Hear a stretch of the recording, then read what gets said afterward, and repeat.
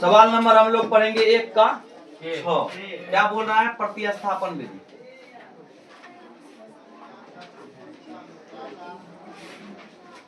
प्रतिस्थापन विधि से हल करने के लिए कह रहा है। समीकरण है 3x बटे 2 माइनस 5y बटे 3 बराबर माइनस। अब इसको पहले समीकरण बना लेते हैं। इसको क्या करते हैं? तो हम लोग देखें कि यहाँ पे भिन्न का क्या है? घटक। ये दोनों का लघुत्तम कितना होगा? 6। दो को पढ़ेंगे। 2 का 2 2 4 2 6 9 हो जाएगा। 3 तिया 3 आया है तो 3 तिया माइनस 3 का को पढ़ेंगे तो 2 बार में 10y बराबर माइनस 2। अब देखो कोना कोनी गुना होता है जिसको कैंची गुना कहते हैं। नहीं तो 6 यहाँ पे नीचे में है। अब क्या में है? भागा में। उस साइड जाएगा गुना में। नहीं तो कोना कोनी गुना करो। इसको कोना कोनी गुना करेंगे तो कोई फर्क ही नहीं पड़ेगा। काहे में फर्क पड़ा? क्योंकि 1 से गुना हुआ। उधर हो जाएगा माइनस 2 गुना 6 हो जाएगा 9x माइनस 10y बराबर माइनस 12। इसको समीकरण 1 बना। अब फिर अगला चीज है क्या कहते हैं? xy 3 प्लस y बाय 2 बराबर 13 बटे 6। फिर यहाँ पे भिन्न का घटो आया था। इस बार यहाँ पे जोड़ आ गया तो दोनों का लघुत्तम हो जाएगा बाबू 6। 2x हो जाएगा प्लस 3y। अब देखो एगो चीज आज सीख लो। यहाँ पे अगर नीचे में कहीं पे भिन्न का जोड़ घटक जहाँ पे भिन्न रहता है, अगर नीचे में समान चिन्ह मिल जाए, कोना कोनी गुना भी करेंगे कोनो खास फर्क नहीं पड़ेगा, उतना ही आंसर आएगा। क्योंकि 6 से इसमें भी गुना होगा, 6 से दोनों में भी गुना होगा। इसलिए अगर नीचे में सेम चीज मिल जाएगा तो यहीं पे दोनों को भूल जाएंगे, काट देंगे। अब मेरा आंसर हो जाएगा 2x प्लस 3y बराबर समीकरण 2। हम लोग कौन विधि से बना रहे हैं? तो प्रतिस्थापन। प्रतिस्थापन विधि क्या कहता है? समीकरण कोनो एक से लेंगे, कोनो एक को समीकरण लेंगे तो हम लोग कौन समीकरण लेते हैं? समीकरण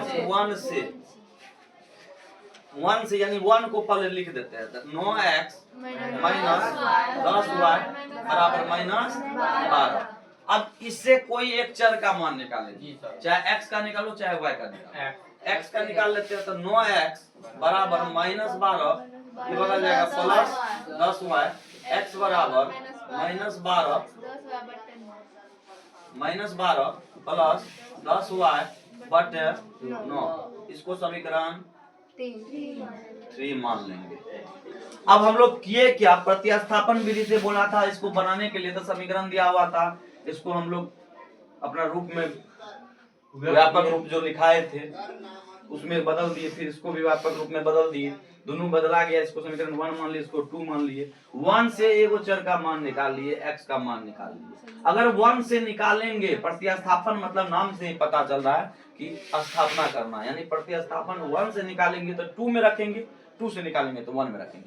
अभी समीकरण 1 से लिए हैं, x का मान निकाले हैं, इसको समीकरण कौन में रखेंगे? जाके 2 में। समीकरण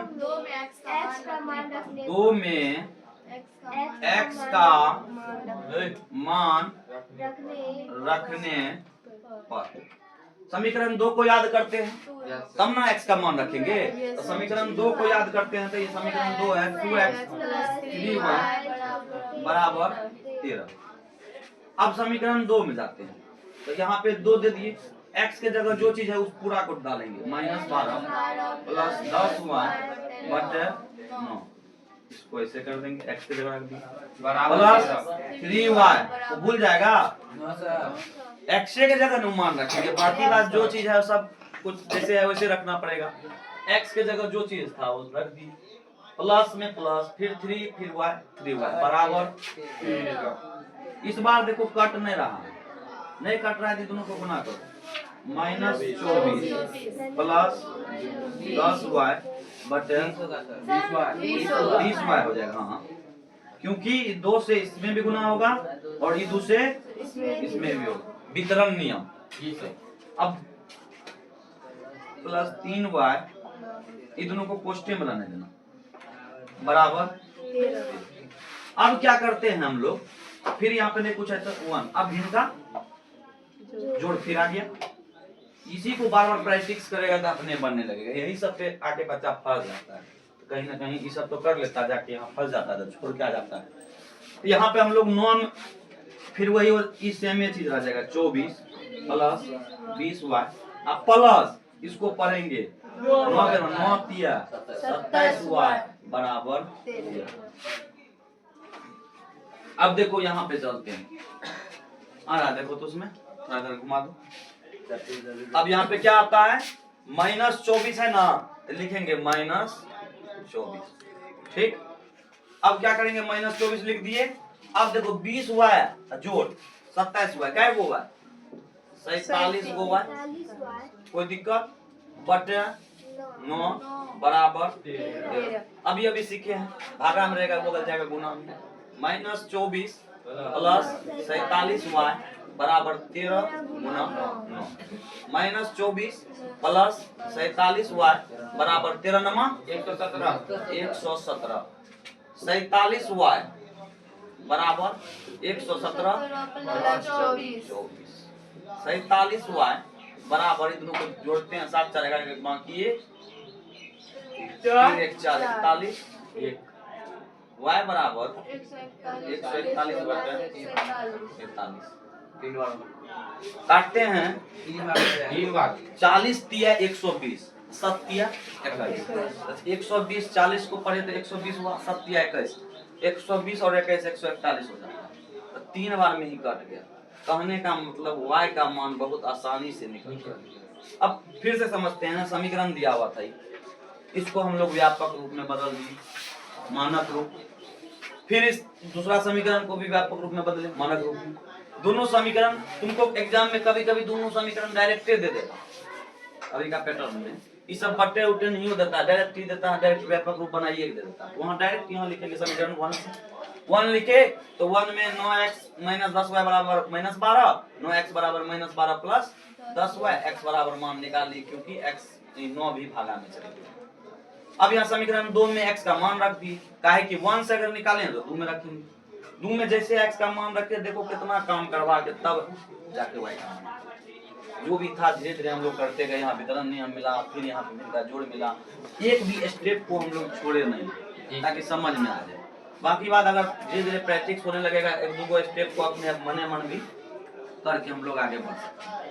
अब यहाँ y का मान जब निकल गया तो y का मान कोनो समीकरण में रखेंगे तो निकल जाएगा x का मान। हम लोग ज्यादातर समीकरण 3 में रखते हैं, इसलिए रखते हैं क्योंकि समीकरण 3 में जो है सब कुछ पहले से ऑलरेडी बगल है। तो यहाँ लिख देंगे समीकरण 3 में y का मान रखने पर, इससे होगा कि x का भी मान निकलेगा।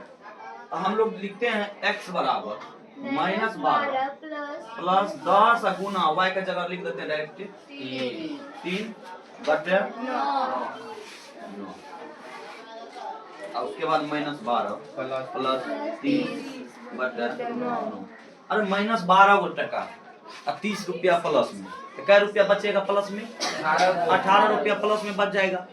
18 रुपया काट देंगे, x का भी मान निकल गया। ज्यादा है तो यहाँ पे थोड़ा हम लोग शॉर्टकट ही नहीं तो x बराबर आपको समीकरण को भी लिखे देंगे -12 प्लस 3y बटे, तब जाके मान एक भी नंबर नहीं कटेगा, समझ में आया, एक भी नंबर नहीं कटेगा। अगर ऐसे बना देंगे तो एक भी नंबर नहीं कटेगा, समझ में आया। इसको उतारो,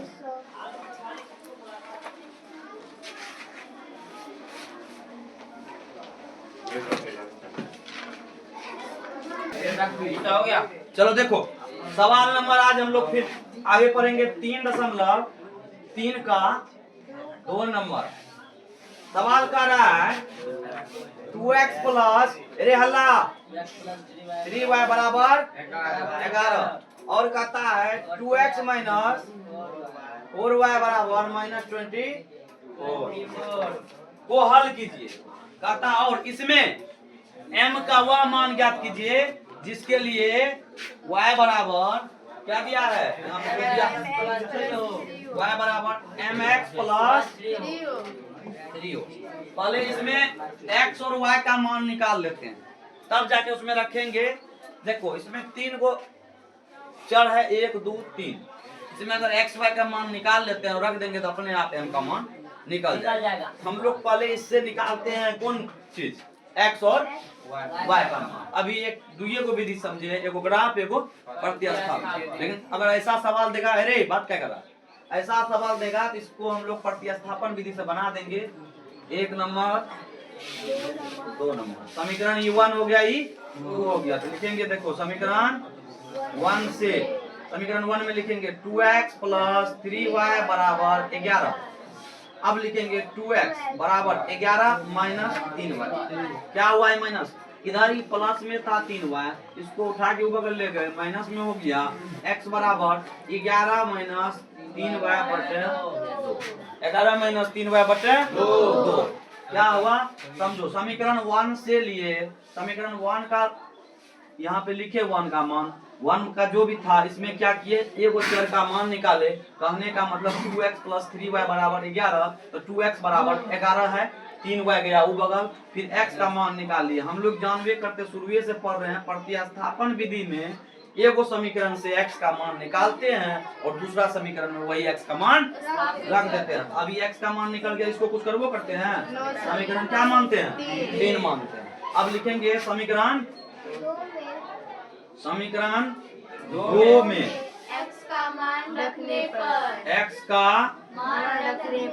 मान रखने पर, समझो फिर से, समीकरण 2 जो है क्यों 2 में रख रहे हैं, इसका कारण क्या है, काहे कि 1 से निकाले। अगर 1 से निकाले हैं x का मान तो समीकरण दूसरा में जाके उस x का मान को रख देंगे, इसी को कहते हैं प्रतिस्थापन।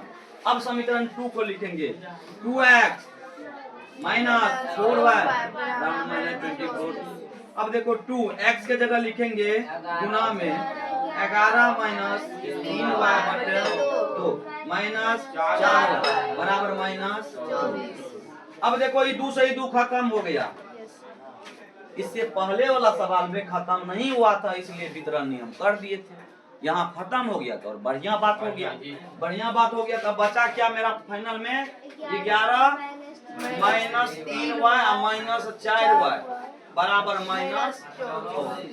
देखो बच्चा, ई दोनों को पहले कर लेते हैं, तो ई माइनस में क्या रहने देते हैं, 11 रहने दिए, माइनस में 3 और माइनस में 4, माइनस में 7y बराबर माइनस 24, माइनस में 7y बराबर माइनस 24। ये 11 भी बगल जाएगा, चलो एक बगल होगा ना धीरे धीरे, तभी ना y का मान निकलेगा। 11 को लेकर तो माइनस में 11 गया, माइनस 7y बराबर माइनस 35। क्या सही है? कैसे माइनस 35 हुआ, समझ में आया?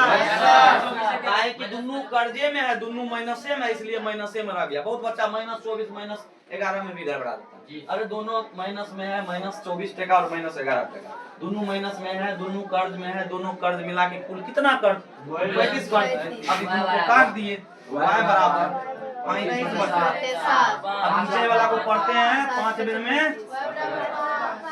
इस y का मान हम लोग निकाल, एगो का जब मान निकाल जाता है तो थोड़ा थोड़ा हिम्मत और बढ़ जाता है कि अब तो x का मान निकाले लेंगे। अब क्या लिखेंगे, समीकरण 3 में y का मान रखेंगे, x का मान निकलाने ना। अरे वैभव बात क्या कर रहा है, समीकरण 3 में y का मान रखने पर, तो समीकरण 3 को एक बार याद कर लेते हैं। तो x बराबर 11 माइनस 3y बटे 2, 11 माइनस 3 गुना y का मान निकालें 5 बटे 2 बराबर कहाँ लिखते हैं, यहाँ ऊपर में लिखे ना, दिखा देते हैं। ठीक है, चलो यहाँ लिखेंगे x बराबर 11 माइनस 3 गुना y के जगह 5 बटे 2, 11 माइनस 15 बटे 2, 11 में से 15 जाएगा। अब फिर यहाँ देखो 11 टका प्लस 15 टका माइनस, अरे 11 टका मेरे दिमाग में 15 रुपया कर्जा बचेगा, काट देंगे माइनस 2, x बराबर निकल गया, x बराबर माइनस 2। अब फिर लिखेंगे y बराबर यहाँ पे जो दिया हुआ था क्या दिया था, y बराबर mx प्लस 3। अब y का मान रखो 5, m का मान रखो, x का मान -2 प्लस 3, 5 बराबर -2m प्लस 3 माइनस 2m को उधर ले जाओ, क्या हो जाएगा 2m बराबर 3, 5 को अरे 2m को उधर ले गए प्लस में हो गया, 5 को इधर ले आए माइनस में हो गया। काहे कि m का मान बोला है ज्ञात करने के लिए, -2 m बराबर -2 खत्म, y बराबर -1, ये m बराबर -1। यहाँ देखो फिर से y बराबर mx प्लस 3 था ना, 5 दिए y का जगह mx, x का मान निकला हुआ है -2 दिए 5, ये दोनों को गुना किए -2m हुआ प्लस में 3 हुआ। अब देखो अभी 2m को उधर लेके चले गए, प्लस में चले गया, 3 पहले से इधर था, 5 को उधर से इधर लाए, माइनस में हुआ। Yes sir. 2m 3 टका फिर प्लस में, 5 टका माइनस में, -2 m बराबर -2/2, m बराबर -1, क्या कि माइनस लगा हुआ, m का मान निकल गया। यही होता है, अगर पूछेगा तो बना देगा ना, जाके घर पे 2 बार प्रैक्टिस कर लेना। जी सर।